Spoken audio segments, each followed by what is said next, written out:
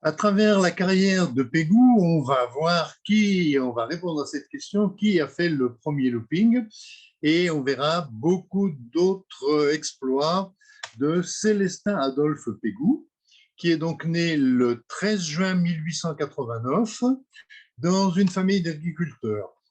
Une famille de 4 enfants. Le premier enfant meurt en bas âge, une agriculture de montagne, une agriculture vivrière.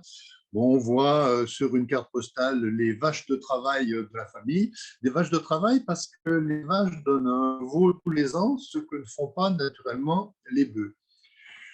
Célestin Adolphe, Tintin dans son enfance, Dodolphe lorsqu'il était adulte, puisqu'il a choisi à l'âge adulte d'utiliser son deuxième prénom, comme c'était un peu la mode. Alors on le voit ici en bas avec son frère, ils sont d'ailleurs habillés tous les deux de la même manière. Alors un garçon, comment dire, très bon à l'école et très turbulent, aujourd'hui on dirait hyperactif. Il grimpe aux arbres, il s'était fait pour descendre à l'école depuis la maison paternelle une espèce de carriole. Il faisait 1001 tours et le maître se plaignait, par exemple, quand il était privé de récréation, il s'en fichait complètement et il sautait par la fenêtre. Il ne veut pas être agriculteur. À 14 ans, il décide de partir à l'aventure. Il part à Paris. Il prend le train et pendant 4 ans, entre ses 14 et 18 ans, on ne sait pas ce qu'il fait à Paris. Alors on a 2 photos où on le voit avec une mandoline, ce qui fait dire à certains, il jouait de la mandoline à la terrasse des cafés, d'autres disent il travaillait au hall, il faisait des petits boulots, etc. Ce qu'on sait en tout cas de manière sûre, c'est qu'il a été pris d'affection par une famille qui n'avait pas d'enfants, donc monsieur et madame Crémeau, qui vont se considérer comme ses parents adoptifs. Après ces 4 années sur lesquelles on ne sait rien, on le voit à 18 ans qui vient s'engager dans l'armée. Il revient à Saint-Jean-en-Valdaine, au chef-lieu de canton, et il prend un engagement pour 5 ans.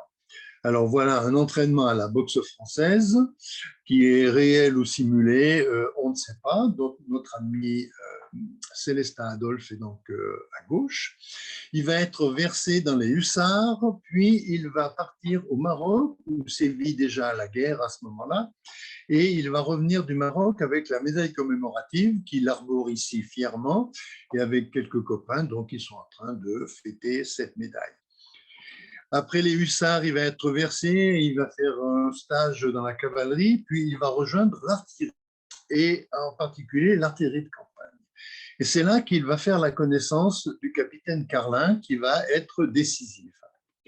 Le capitaine Carlin est un passionné d'aviation, et il va prendre Pégou avec lui comme mécanicien, et il va le persuader de faire un baptême de l'air. Bon, Pégou n'est pas très chaud au départ, mais il accepte de faire ce baptême de l'air. Et là, c'est une révélation. Il écrit à ses parents, vous ne pouvez pas savoir ce que c'est que de voler. Pégou veut devenir pilote militaire, mais à l'époque, l'aviation militaire est réservée aux officiers. Et lui, il n'est pas du tout officier, si bien que, grâce à Carlin, qui dirige l'école militaire à Bron, Pégou va intégrer l'école civile à Bron sous la direction de Louis Plantier, qui va le former sur Maurice Farman. Et c'est sur Maurice Farman que le 1er mars 1913, Pégou va passer son diplôme.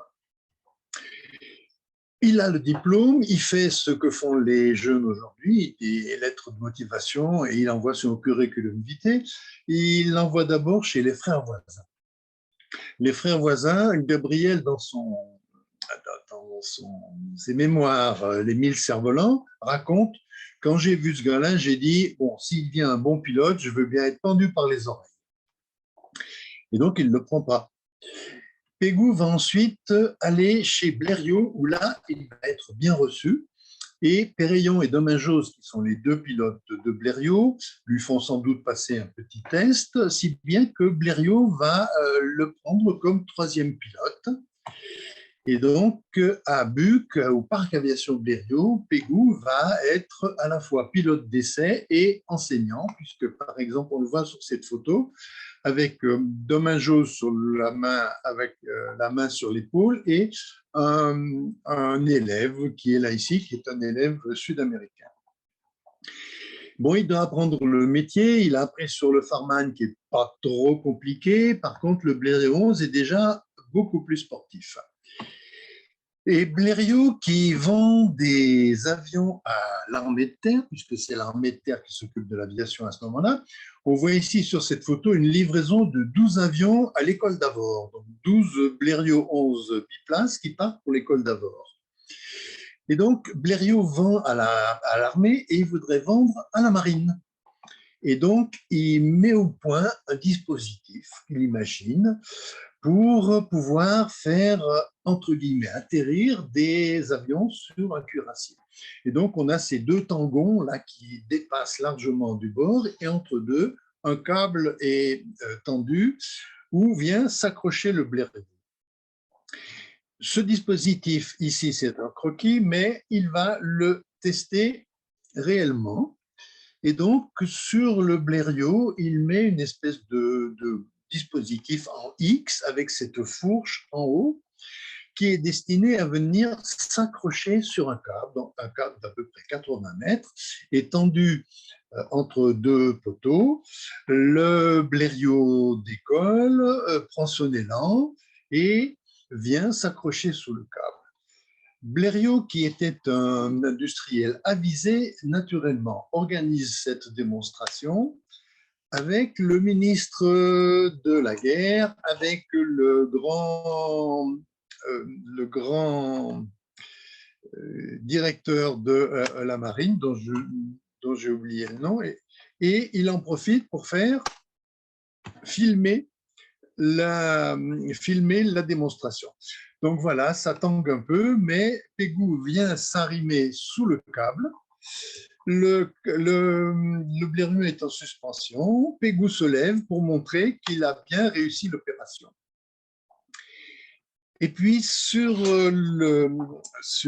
l'aérobuc arrive à peu près au même moment M. Bonnet, qu'on voit ici avec sa pipe. M. Bonnet est un aéronaute qui a inventé un parachute. Alors, à l'époque, beaucoup de personnes se penchent sur le parachute parce qu'on peut imaginer qu'un parachute, par exemple, si le moteur prend feu, permettrait de sauver la vie du pilote. Le parachute de M. Bonnet, il a deux caractéristiques. La première, c'est un parachute qui vous éjecte de l'avion. Et la deuxième, c'est qu'autour de la corolle, il a installé une petite chambre à air, si bien que quand le parachute se déplie, la chambre à air fait office d'ouverture automatique. Et donc, ce parachute est plié, mis sur le fuselage, tenu par un petit contreplaqué. Et le pilote, donc ici, Célestin Adolphe, a un harnais avec donc les suspensions du parachute. Le dispositif est prêt, ils font un test au point fixe où le vent géré par l'hélice ouvre le parachute, ce qui démontre donc la faisabilité de la chose.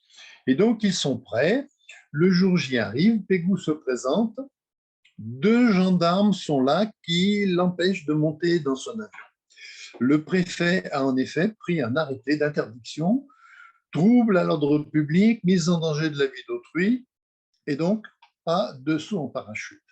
On commence à négocier, on commence à palabrer, on fait appel au maire, et le châtelain du coin dit, écoutez, il va venir sauter au-dessus de chez moi. C'est un grand domaine où il n'y a personne, et c'est une propriété privée. Le maire donne le feu vert, considérant qu'effectivement, si c'est une propriété, la chose est possible.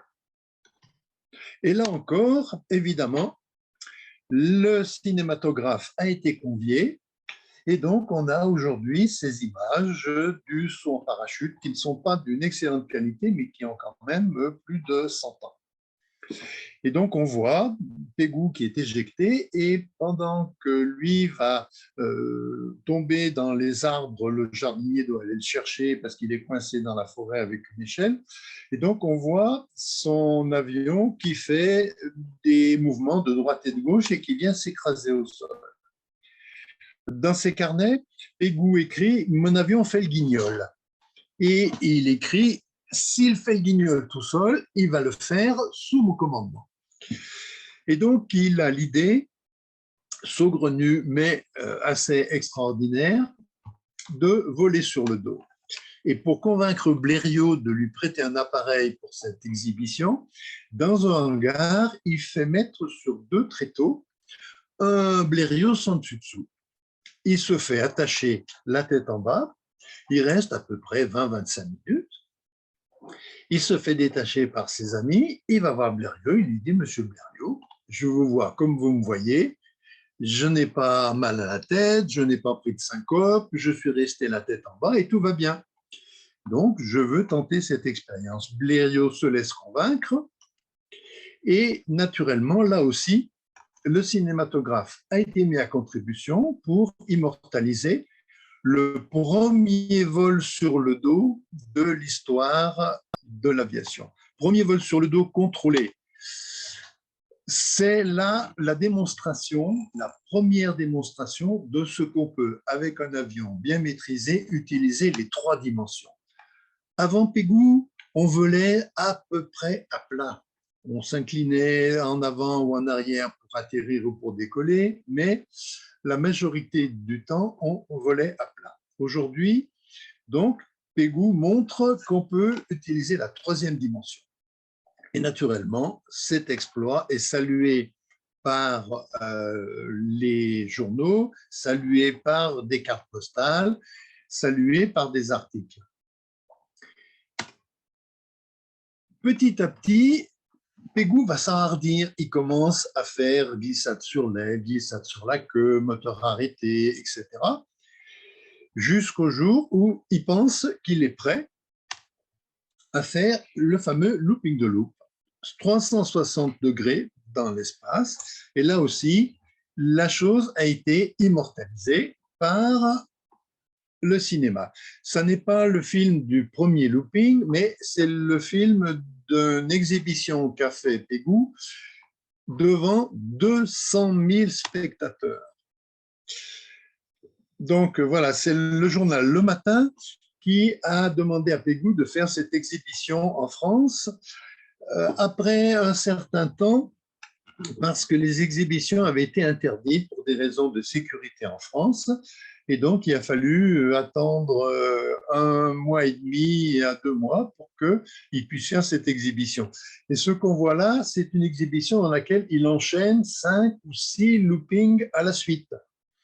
Et pour ce faire, avec Blériot, ils avaient mis au point un système de distribution d'arrivée d'essence qui avait le double avantage de faire que le moteur continuait à tourner, parce qu'au début, il fallait arrêter l'arrivée d'essence pour ne pas que le moteur s'emballe. Et donc, l'essence continue d'arriver et le contrôle de l'essence permet que le moteur ne s'emballe pas lorsqu'il fait le piqué. Et non seulement il fait cette grande exhibition, on voit ici l'hôtel que Blériot a fait construire à Buc pour à la fois avoir des salles de conférence et abriter ses élèves qui viennent du monde entier. Naturellement, après l'atterrissage de Pégoud, la foule se précipite, on le félicite, on va faire des photos, on va faire des cartes postales, on lui offre un bouquet de fleurs, il va signer des autographes. Blériot, qui est ici, est tout à fait content. Mais, coup de tonnerre, un article apprend qu'une dizaine de jours avant Pégoud, un lieutenant aviateur russe, Nesterov, a fait un looping, qui serait donc le premier looping de l'histoire de l'aviation. Et effectivement, un article de journal interviewe donc Nesterov et montre le croquis qu'il a dessiné pour immortaliser de cette façon son looping. Bon, Pégoud est le deuxième, mais lui, contrairement à Nesterov, va faire carrière avec le looping parce que Nesterov n'a pas demandé l'autorisation à l'autorité militaire et donc il va être dégradé, privé de ses droits. Il aura 8 jours de forteresse pour avoir mis en danger le matériel de l'armée. Donc Pégoud, lui, devient le promoteur de la boucle, comme le montre cette carte postale de manière assez imagée. Et en tant que promoteur du looping, il va être engagé dans un endroit tout à fait improbable, les Folies Bergères. pendant 15 jours, Pégou va faire aux Folies Bergères des conférences. Alors, c'est un grand show. Aujourd'hui, on dirait un grand show à l'américaine. Il y a un orchestre, roulement de tambour, il arrive, il a sa maquette sur la table avec laquelle il va faire la démonstration de ses vols. Il est en combinaison de vol. Et il a beaucoup aimé. Il dit dans une interview, j'ai beaucoup aimé ça, je tenais le public dans la main et je le maîtrisais comme mon avion. Non seulement il fait des loopings enchaînés, mais également il va faire des loopings à des passagers. Et donc, Blériot a mis au point un biplace renforcé pour que Pégou puisse emmener des passagers. Et là, il emmène le commandant Giraud, qui était celui qui, à l'Assemblée générale, faisait le lobbying pour l'aviation, à l'Assemblée générale, à l'Assemblée nationale. Avec Bonnet, il décide de s'associer, d'acheter un avion et de partir faire des meetings à travers le monde. Alors, ils vont d'abord en Angleterre, puisque Blériot a une succursale en Angleterre. Donc ça facilite l'organisation. Mais après l'Angleterre, ils vont aller partout. Ils vont aller en Autriche, ils vont aller en Belgique, en Italie, en Hongrie, en Tchécoslovaquie, en Allemagne, à Johannisthal, dans la banlieue de Berlin. Et ce meeting de Johannisthal, sur un week-end, a réuni le samedi 500 000 spectateurs payants et le dimanche 500 000 spectateurs payants également. Et quand je dis que les spectateurs payaient pour assister au spectacle, je complète en disant que Pégou, lui aussi, se faisait payer. Et il se faisait payer en gros 25 à 30 000 francs or par jour. Donc 25 à 30 000 francs or, ça correspond à 75 ou 80 000 euros. Voilà, comme à chaque meeting, on avait des libations, apéritifs, conférences de Pégou, bouquets, photographies, etc. Ici, on le voit photographier à Moscou avec donc les pilotes du Tsar, dont certains d'ailleurs passeront en 1917 à l'Armée rouge, à l'aviation de l'Armée rouge. Et à l'occasion de son séjour à Moscou, on dit que Pégou et Nesterov se sont rencontrés et qu'ils se sont mis d'accord pour dire que Pégou est le premier à avoir fait le vol sur le dos et Nesterov le premier looping. Il va terminer ce grand périple en Hollande, où il se fait filmer dans le costume de gentleman qu'il s'est fait faire, puisque avec ce qu'il gagnait, il savait largement de quoi se faire de beaux costumes. Il a acheté d'ailleurs un appartement à Montmartre, il s'est acheté une voiture de course, etc. Il est en Hollande en juillet, il doit partir aux États-Unis, où on lui fait un contrat, un pont d'or en dollars, lorsque la guerre éclate. Pégou est à la fois réserviste et patriote et il se présente donc pour être pilote militaire volontaire. Bon, il n'a que le diplôme civil, mais bon, on va arranger cette affaire et on le prend comme pilote militaire. Et non seulement on le prend, mais on va lui préparer un avion spécialement pour lui. C'est un Blériot 11 biplace sur lequel on a installé derrière le poste du passager un réservoir supplémentaire de 50 litres. Et son mécanicien, le rendu, va installer au poste passager un fusil mitrailleur.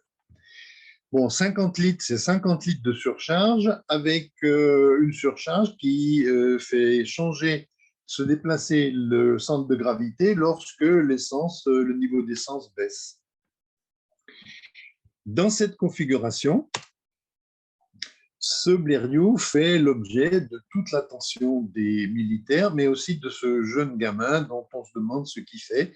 Donc, on est ici au mi-août à peu près à Verdun, où on a envoyé Pégou, et voilà un gamin qui est sur le terrain militaire. Donc, ce Blériot, donc, dont on a ici donc, le profil, va permettre à Pégou de faire des missions de 300 km donc 1 heure et demie aller, 1 heure et demie retour, jusqu'au Luxembourg où on lui demande d'aller voir et d'aller repérer les armées allemandes. Mais à Verdun, il est dans une escadrille qui a des Maurice Farman. Et avec son Blériot, il se fait canarder. Et donc, avec le rendu, il va voir, comme on le voit ici sur cette photo, le poste de défense contre-avions de Boisbourru, à côté de Verdun, pour leur expliquer qu'il veuille bien arrêter de lui tirer dessus. Ça durera jusqu'en 1916, ces tirs fratricides, pas toujours mortels, mais bien embêtants, puisque Pégoud doit revenir à Paris pour changer d'avion. Et donc, ce changement d'avion est dû à des tirs fratricides qui sont d'ailleurs cités, mais pas comme tirs fratricides évidemment, dans je ne trouve pas mon mot, c'est égal, je vais vous lire et le mot me reviendra. Soldat aviateur réserviste, se dépensant sans compter, a fait preuve depuis le début de la campagne de qualité exceptionnelle, de hardiesse et de sang-froid. A eu par 3 fois son avion criblé de projectiles. Voilà ce que dit la citation du 9 octobre 1914. Et donc, Pégoud vient ici chercher un nouvel avion avec son observateur Montermier. Il était célèbre comme pilote civil et il continue et donc à être célèbre comme pilote militaire puisque au premier trimestre 1915, il va avoir 5 victoires aériennes. Et donc ici, carte postale patriotique, carte postale patriotique également. Pégoud donc lance des balles bombes, donc des fléchettes sur les troupes allemandes. Carte postale patriotique, nos aviateurs défendent le territoire à la frontière.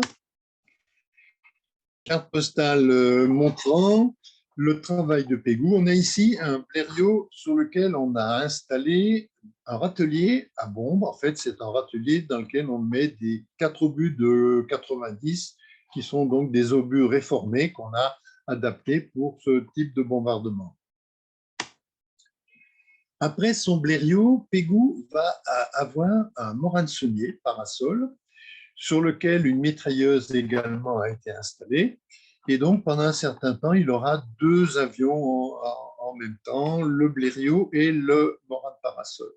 Mais avec ce Morane Parasol, il est déclaré premier aviateur de chasse de la guerre de 14.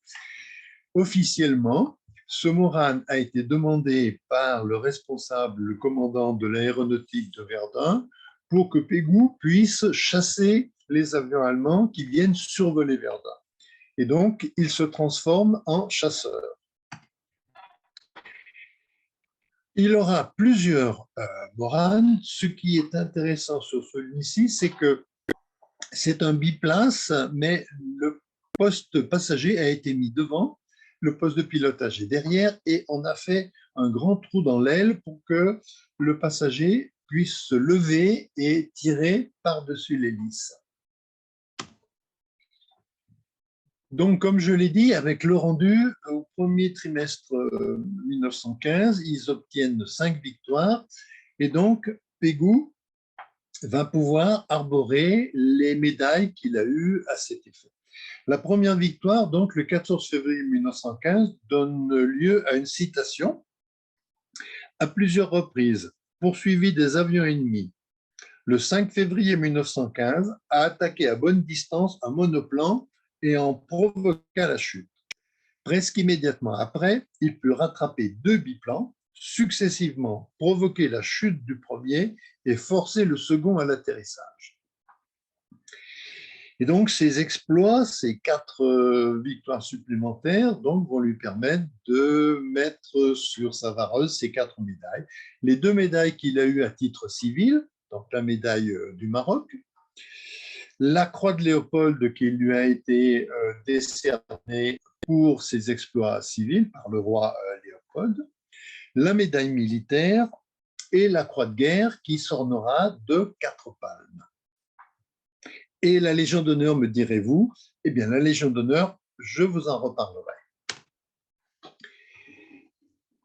Après avoir été affecté à Verdun, puis à Saint-Ménéhould, il va être affecté à Belfort, à la MS-49, qui deviendra la N-49 lorsque les Nieuport auront remplacé les Morane-Saunier. Donc, on a ici l'escadrille au grand complet avec le capitaine Zarapov au centre, les bras croisés, et puis Pégou négligemment appuyé contre son ami à droite en bas. Sur le capot, une petite poupée, c'est la mascotte du capitaine Zarapov, et sur l'aile, un petit singe, c'est la mascotte de Pégou. Les pilotes sont très superstitieux. Et donc, Pégou avait ce petit singe et on dit qu'il avait dans la poche quelques louis d'or qui lui servaient de gris-gris et qui auraient été très utiles s'il avait dû atterrir en territoire allemand et s'il avait été fait prisonnier. Avec quelques louis d'or, il aurait pu monnayer éventuellement quelques services. Les Nieuport, puisqu'il en a eu plusieurs, ont eu différentes configurations. Sur ce premier Nieuport, le fusil mitrailleur a été installé devant et il tire à travers l'échancrure de l'aile. Donc, c'est un faux biplace qui a été transformé en monoplace.